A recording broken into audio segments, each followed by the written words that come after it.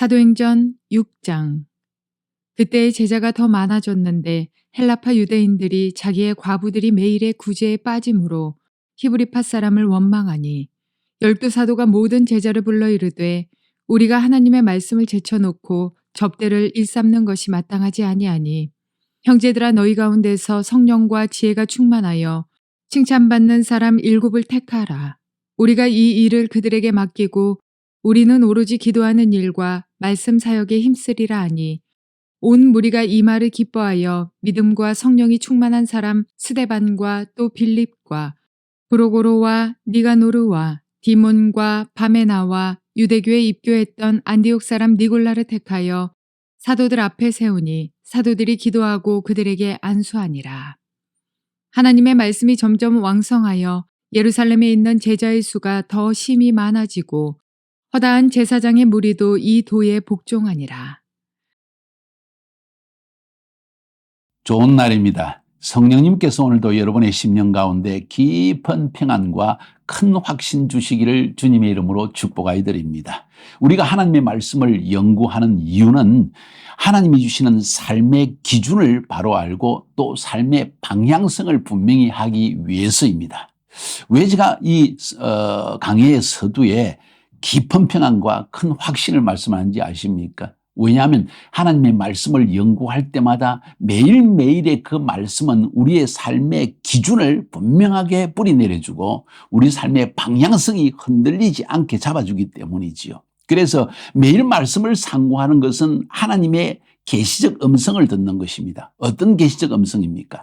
삶의 바른 기준, 생각의 기준, 말의 기준, 행동의 기준을 알기 위한 것이고 또 삶의 바른 방향성을 얻기 위한 것입니다. 그래서 아주 쉽게 이야기하면 세속적인 삶으로 흘러가지 않고 하나님의 부르심을 따라 하나님의 뜻을 따라 우리의 삶을 바로 잡아갈 수 있기 때문이죠. 그렇게 나가면 당연히 하나님께서 우리를 축복해 주시고 우리의 삶을 형통케 해 주실 것입니다. 닫힌 문이 열려지고 모든 방해 요소들이 다 제거되어지고 하나님의 도우심을 천사의 도움을 받아서 하나님께서 원하시는 뜻을 우리 삶 가운데 이루어내고 우리는 그로 인한 기쁨과 감사함이 넘치는 삶을 살 수 있기 때문입니다. 그래서 매일매일 말씀을 상고할 때마다 이런 분명한 방향성을 가지고 말씀을 연구할 수 있기를 바랍니다. 무엇보다 깨달아야만 합니다. 말씀 들을 때 졸거나 혹은 이게 집중하지 못한다면 여러분은 지금 그날의 계시를 잃어버리는 것입니다. 이 계시의 말씀을 깨닫게 되어질 때 매일매일 쌓여지는 이 계시가 내 삶의 기준이 분명해지고 방향성이 분명해지기 때문입니다. 오늘 본문 굉장히 중요합니다. 사도행전 6장 1절부터 7절까지 짧은 본문을 택했습니다. 그런데 6장 전체가 너무 중요한 두 가지 주제를 다루고 있습니다. 충돌에 관한 문제입니다. 1절부터 7절까지는 문화 충돌에 대한 이야기고 두 번째 부분은 종교 충돌에 관한 문제입니다. 우리 쉽게 이야기하면 1절부터 7절까지에서는 초대교회 안에 분쟁이 나온 이야기입니다. 문화 충돌이 일어났다는 것입니다. 8절부터 15절까지는 예루살렘 안에서 지금 종교 충돌이 일어나서 유대교라는 종교와 그리고 기독교라는 이 종교 사이에 충돌이 일어나가지고 스데반이 순교를 당하는 이야기를 들려주고 있습니다. 그러므로 이 두 가지 주제는 우리 크리스찬의 삶에서 실제적으로 중요한 계시의 음성을 들려주기 때문에 매우 매우 중요한 것입니다. 저는 본문 제목을 이렇게 삼았습니다. 교회 안의 문화 충돌 어떻게 해결해야 될까? 성령님께서 우리에게 이 세상 가운데 살게 하셨습니다. 이 세상 가운데서 주님 재림하실 때까지 복음을 전가하는 삶을 살라고 했습니다. 그런데 교회는 거룩해야 된다고 이야기했습니다. 앞부분에서 성령과 거룩함에 대한 이야기를 보았죠. 그 가운데서도 성령과 핍박에 대한 이야기도 보았죠. 오늘은 성령과 교회 운영에 대한 문제입니다. 성령님은 어떻게 교회를 운영하기를 원하실까? 문화 충돌의 상황 속에서 우리는 어떻게 성령의 지혜로서 이걸 잘 대처해야 될까? 매우 중요한 주제입니다. 사실 지금 오순절 다락방에서 탄생한 교회, 특별히 그 교회는 120문도를 통하여서 성령의 임재로 말미암아 탄생했습니다. 120이라는 숫자는 산헤드린 공회를 운영할 수 있는 적정 숫자가 이 120이라는 숫자입니다. 그래서 오순절 다락방에서 하나님의 본질적인 교회, 그러니까 결정권을 가진, 영적인 결정권을 가진 교회가 탄생했다는 이야기입니다. 그런데 이 교회는 사회 속에 있습니다. 이 세상의 임금인 마귀가 다스리는 세상 가운데 존재하는 교회라는 것입니다. 이 교회는 이 사회 속에서, 마귀가 다스리는 세상 속에서, 세속 문화 속에서 반드시 충돌이 일어나게 되어 있습니다. 문화의 충돌이 일어나고 종교의 충돌이 일어난다는 이야기입니다. 자, 이 문화 속에서 우리는 어떻게 기능해야 될까, 어떻게 펑션해야 될까 하는 이야기를 다루고 있는 것이 6장 전체의 내용이라는 것이에요. 오늘은 1절부터 7절까지는 보는데 교회 안에 초대교회의 문제가 일어났습니다. 그것은 문화 충돌이었습니다. 쉽게 이야기해서 크로스 컬처럴 프로그램이 일어났다는 것입니다. 크로스 컬처럴 컨플릭트가 일어났다는 것이죠. 이때 하나님께서, 성령님께서 본질적으로 원하는 것이 무엇인가도 보여주고 이 문제를 어떻게 지혜롭게 해결할 것인가 하는 문제도 우리에게 들려주고 있습니다. 봅시다. 그때 제자가 더 많아졌는데, 제자가 많아지면 좋은 것이지만 또 죄인들이 많이 모일수록 문제는 일어나는 것입니다. 그 가운데서 분명하게 드러난 한 분파적인 문제가 있었습니다. 헬라파 유대인들이 자기의 과부들이 그 매일 구제에 빠짐으로 히브리파 사람들을 원망한데, 뭔 이야기일까요?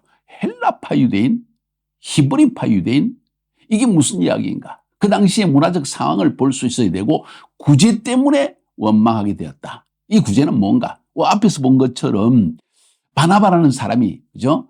자기 밭을 다 팔아가지고 사도들 앞에 발 앞에 두고, 아나니아와 삽비라 사건도 보았죠. 그러니까 지금 초대교회 안에서는 많은 사람들이 자기의 재산을 제 것으로 삼지 않고 진정한 공산주의적 형태가 나타나기 시작했습니다. 모든 나에게 있는 것은 오직 하나님께서 주의 백성들을 위해서 나누어 가지라고 준 것이지 내 것이 아니라는 개념이 있었다는 것이죠. 아름다운 개념입니다. 그래서 구제 활동이 교회 안에 아주 충만했습니다. 진정한 교회의 모습 안에는 이런 사랑의 구제의 모습이 나타납니다. 가족적인 교회의 모습입니다. 아름다운 모습입니다. 그런데 거기에 문제가 있습니다. 왜? 구제라는 것은 돈, 물질과 연관이 있기 때문입니다. 어떤 사람은 받고 어떤 사람은 받지 못했습니다. 그런데 왜 헬라파 유대인들이 원망을 했을까요? 히브리파 사람들을. 잘 생각해 보십시오. 지금 초대교회의 중심 인물이 누구입니까? 12사도입니다. 12사도는 어떤 사람입니까? 히브리파 유대인들입니다. 갈릴리 어부 출신들입니다. 대부분의 사람들이. 그들은 주로 그 당시에 유대교의 문화 속에서 자라났고 유대교의 말, 아람말을 사용하고 히브리 성경을 읽으면서 자라난 사람들입니다. 여기서 말하는 헬라파 유대인들은 누구일까요? 그 당시 로마 시대 지중해 연안에 흩어져 있던 수많은 유대인들이 지금 자기 고국인 이스라엘 땅으로 돌아와 가지고 그 주로 부유한 사람들이었습니다. 지중해 연안의 유대인들을 세파라틱이라고 하는데, 이 스페인이란 말에서 나온 거죠. 세파라틱 유대인들은 지중해 연안에서 주로 상업 활동을 많이 해서 아주 부유한 인생을 살던 사람들인데, 돈도 좀 쌓이다 보니까 자기 본토 이스라엘 돌아와 가지고 자기 고국에다가 집도 별장도 하나 사고 이렇게 해서 살고, 주로 나이 든 사람들이 자기의 고향으로 돌아오는 사람이 많았다는 이야기입니다. 이 사람들이 복음의 소식을 듣고 예수를 믿게 되어졌습니다. 얼마나 좋은 일입니까? 근데 나이가 들다 보니까 이제는 연금 생활을 하는 사람도 많아지고 어려운 사람도 물론 있었겠죠. 그런데 이 교회의 지금 초대교회, 마가의 다락방에서 탄생한 이 초대교회의 모습은 어떤 모습이냐 하니, 히브리파 유대인은 12사도들이 주로 주도권을 잡고 있는 사람들입니다. 그러니까 자연적으로 자기에 연관되어진 사람들에게 도움을 많이 주게 되죠. 왜냐하면 인포메이션이, 자기 주위에 있는 사람들이 인포메이션을 많이 얻게 되니까 그런 일이 일어났겠죠. 이렇게 해서 이 교회 안에 문화 충돌이 일어났습니다. 헬라파 유대인과 히브리파 유대인, 똑같은 유대인들이지만은 벌써 그들의 태어난 배경과 자라난 환경이 다릅니다. 이 사람들은 아람말을 쓰는 이스라엘 땅 안에서 히브리 말을 사용하고 히브리 성경을 사용한 사람들이고, 헬라파 유대인들은 지중해 연안에서 상업을 이룩하면서 세속 문화에 이미 많이 물들어 있기도 하고, 그러면서도 그들은 고향을 사모해서 돌아왔고 그들은 헬라 말을 쓰는 사람들이었습니다. 그러다 보니까 여기에 문화 충돌이 일어났다는 이야기죠. 12사도가 모은 제자들을 불러 이르되, 우리가 하나님의 말씀을 제쳐놓고 공궤를 일삼는 것이 마땅치 아니하니 라고 이야기했습니다. 매우 중요한 원칙을 이야기합니다. 성령과 교회 행정, 성령과 교회 운영, 그렇게 제가 제목을 잡았죠. 성령과 교회 운영. 교회 안에 문화적 충돌이 일어났을 때 우리는 이 일을 문제 어떻게 해결해야 될까 할 때 첫 번째 우리의 중요한 원칙을 세워야 됩니다. 그 원칙은 무엇인가 하니 영적인 것이 우선이다. 지금 구제하고 먹고 마시고 누구를 돕고 매우 중요한 하나님의 삶의 원칙이요 율법 가운데 기록되어진 하나님의 백성 앞에서 가난한 자가 없게 하라. 하나님 백성 앞에서 배고픈 자가 없게 하라. 이것이 신명기의 중요한 가르침입니다. 그럼에도 불구하고 더 중요한 것은 영적인 음성이 계시의 음성, 계시의 가르침이 중요합니다. 그래서 12사도가 이 사람들을 다 모아놓고 원칙을 이야기합니다. 우리가 하나님의 말씀을 제쳐놓고 공개를 일삼는 것이 마땅치 아니하니라.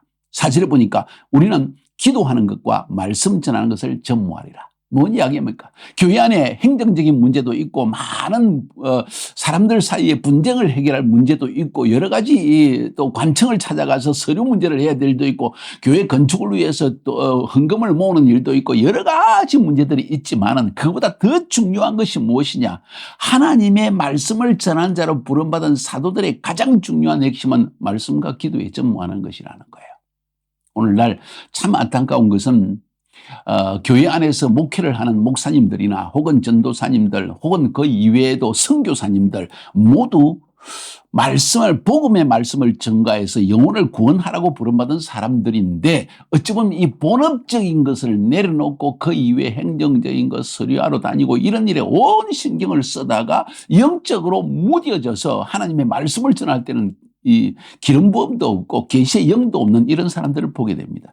안타까운 이야기죠. 교회는 그게 아닙니다. 말씀과 기도에 전무하리라. 바로 그 사실 때문에 교회 안의 모든 결정권은 말씀과 기도에 전무하는 영적 지도자에게 주어져야지 어떤 모임 같은 데에서 혹은 어떤 특별한 위원회에서 이 교회를 좌지우지하고 방향성을 결정한다면 이건 큰 문제가 일어나는 것입니다. 영적으로 완전히 무너지는 교회가 되는 것이죠. 세속적인 교회로 흘러가게 되어 있습니다. 왜냐하면 행정을 주관하는 사람들이 영적인 말씀을 주관하는 자를 다스리게 되기 때문입니다. 이런 문제가 오늘날 교회 안에 많이 일어난다는 것이죠.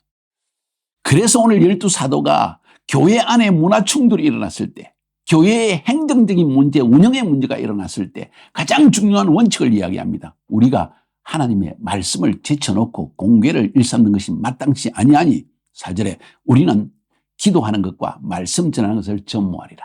굉장히 중요한 원칙 아닙니까? 그래서 저는 사실 교회 안에 해야 될 일이 너무나 많습니다. 들려오는 소리도 많습니다. 문제 해결할 것이 너무나 많습니다. 행정적인 문제도 굉장히 많습니다. 솔직히 말해서 결혼식, 장례식, 수많은 일들이 우리의 시간을 빼앗아가고 특별히 말씀을 전하는 자의 관심을 다 빼앗아가는 것을 저는 느끼게 되어집니다. 그때 저의 마음속에 큰 결단을 했습니다. 오직 말씀 준비하는 것과 기도하는 일에 전무하리라. 그래서 참 죄송한 이야기지만은 그런 일에 은사가 있는 저희 사모에게 맡기고 또 비탈린 목사님이나 그 이외에 저의 동사역자들에게 그게 관심이 있고 그 일을 잘 처리하고 지혜가 있고 인생에 경험이 있는 사람에게 이것을 맡기고 저는 오직 말씀과 기도에만 전무하게 됩니다. 어이 너무 쉽겠네요. 그래요? 한번 말씀 준비해 보십시오. 정말 기름 부음이 있고 계시의 영이 있으며 사람들의 마음에 감동을 주는 말씀을 준비하는 것이 쉽다고 생각하십니까? 이것은 행정적인 일을 추구하면서 이리저리 뛰어다니는 것보다 더 굉장히 힘든 일입니다. 왜냐하면 이건 영적인 실험인 것이에요.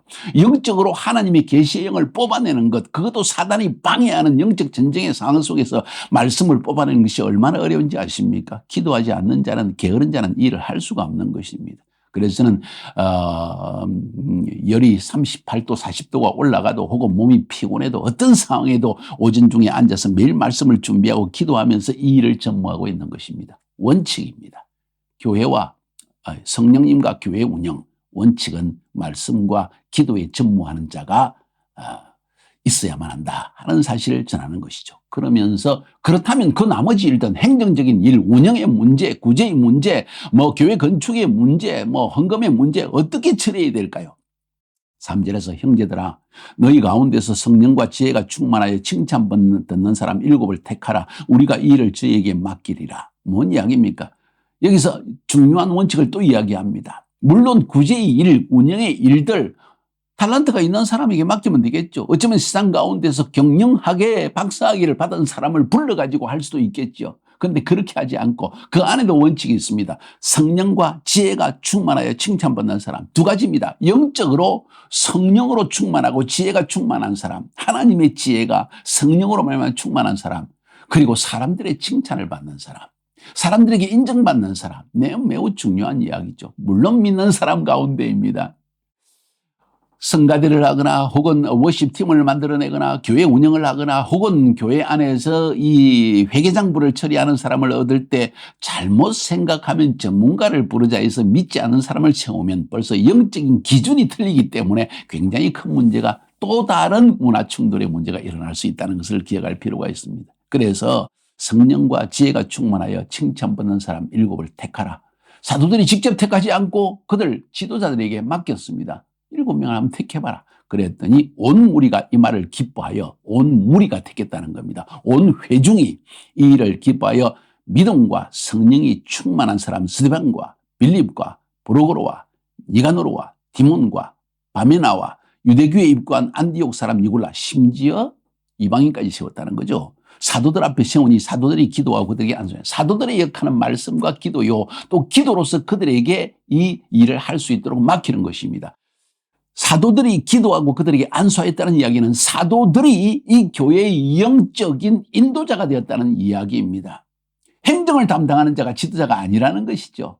소위 말해서 한국에서 당회가 이 모든 교회를 인도하는 자가 아니라 말씀을 준비하고 기도하는 자가 이 인도자가 되어야 된다는 사실을 말해주고 있는 것이죠. 너무 중요한 핵심적인 이야기를 다루고 있습니다. 어떤 분들에게 아유 목사님, 장로님 혹은 안수 집사님 저 대신에 이번에 한번 설교를 해보시죠. 아이고 저는 설교 못합니다. 이런 사람들이 만약 교회를 인도한다고 생각하면 영적인 분별력이 흐트러져서 무슨 일이 일어날 것인가 생각해 볼 필요가 있지 않습니까? 너무 중요한 원칙을 오늘 말하고 있는 것입니다. 그런데 여기서 또 한번 볼 수 있는 것은 사도들이 교회 안에 문화 충돌의 문제가 일어났을 때 헬라파 유대인과 히브리파 유대인 사이에 문제가 일어났을 때 선택한 사람들의 이름을 보면 스테판, 빌립, 브로고르, 니가노르, 디몬, 바메나 그리고 니골라 이 모든 이름들은 헬라파 사람들의 이름입니다. 헬라식 이름입니다. 여기에 유대인의 이름이 하나도 없습니다. 왜 그런지 아십니까? 지혜이지요. 다시 말해서 지금까지 사도들이 히브리파 사람들이 주도가 되어져서 구제를 많이 해서 이런 문제가 발생했으니 우리가 헬라파 사람들을 세워가지고 그들이 어려운 문제를 더 해결하게 하자 하는 의도가 있는 것입니다. 지혜로운 선택이라고 생각합니다. 굉장히 중요한 이야기죠. 이렇게 하고 나니까 하나님의 말씀이 점점 왕성하여 예루살렘에 있는 제자의 수가 더 힘이 많아지고 허다한 제사장의 무리도 이도에 복종하니라. 하나님의 말씀이 점점 왕성했다. 왜? 교회 안에 문제가 해결되어지니까.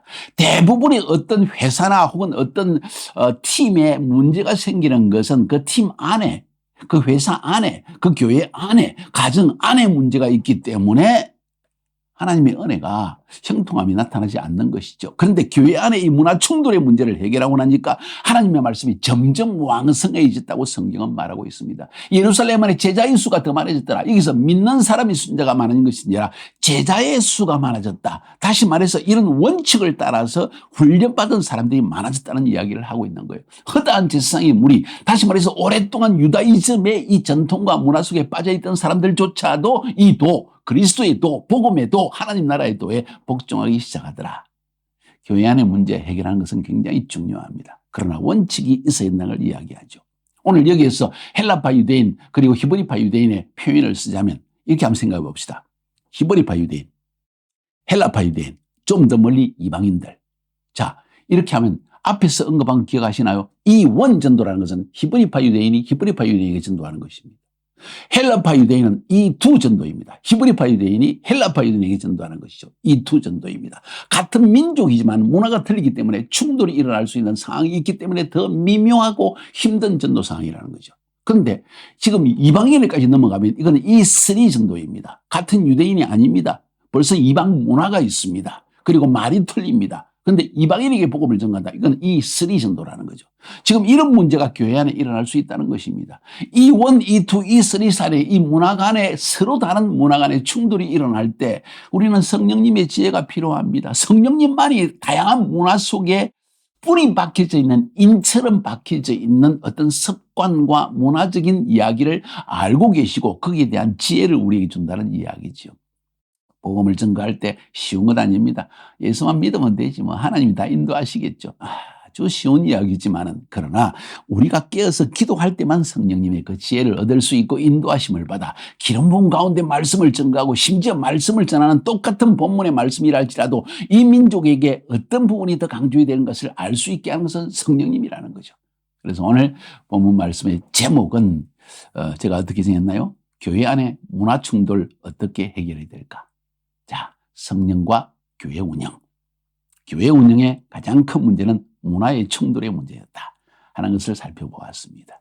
깊이 생각해 볼 수많은 전쟁이 있다는 것을 여러분이 인정하시죠? 이게 바로 계시적인 깨달음이라는 것입니다. 이 깨달음이 쌓여나갈 때 여러분의 사역 속에 큰 열매가 나타나고 바른 결정을 가질 수 있기 때문에 평안과 확신이 임한다는 것입니다. 승리하시기를 주님의 이름으로 축복합니다.